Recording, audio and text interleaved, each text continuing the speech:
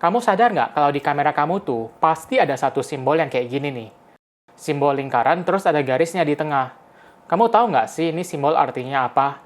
Ini bukan simbol dari klan Naruto ya, Dek. Bukan ya, Dek. Bukan. Ini juga bukan simbol dari aliran sesat ya, Dek.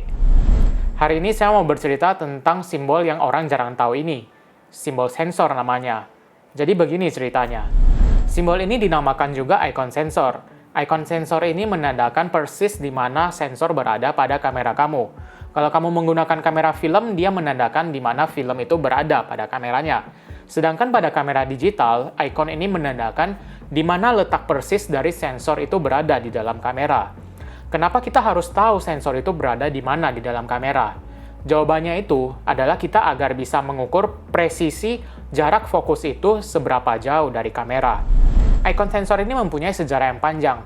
Jadi pas zaman dulu, pas zaman kamera masih film, icon ini menandakan di mana letak bidang film itu berada. Dulu kan belum ada tuh yang namanya autofocus, layar juga belum yang live focusing seperti sekarang. Jadi fotografer zaman dulu itu perlu mengukur jarak dari sensor ini ke subjek itu seberapa jauh. Di bidang sinematografi pun sebenarnya sama. Jadi dulu kan belum ada tuh monitor-monitor eksternal seperti yang sekarang. Jadi dulu first AC atau focus puller itu bakal bawa meteran tuh kemana-mana. Meteran yang kuning itu tuh, atau bisa menggunakan yang laser juga bisa, atau apapun itu, untuk mengukur jarak dari sensor ini ke subjek itu berapa jauh, terus mereka tandain tuh di lensanya tuh. Kalau sekarang zaman udah berkembang kan udah lumayan enak, monitor eksternal di mana-mana. Apalagi sekarang udah ada yang namanya video transmitter kayak HoloLens gitu. Jadi sekarang udah bisa tuh kameranya di mana, first AC-nya di mana itu udah memungkinkan. Karena latency dari video transmitter sekarang pun udah lumayan nggak signifikan. Salah kaprah paling umum di dunia fotografi itu adalah mengukur jarak fokus dari ujung lensa ke subjek itu berapa jauh. Ternyata itu adalah salah ya.